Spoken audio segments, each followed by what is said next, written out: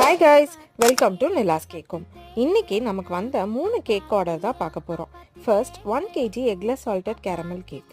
இந்த கேக் என்னோட நெய்பரோட சன்னுக்காக நரட்டு தீமில் கேக் வேணும்னு கேட்டிருந்தாங்க.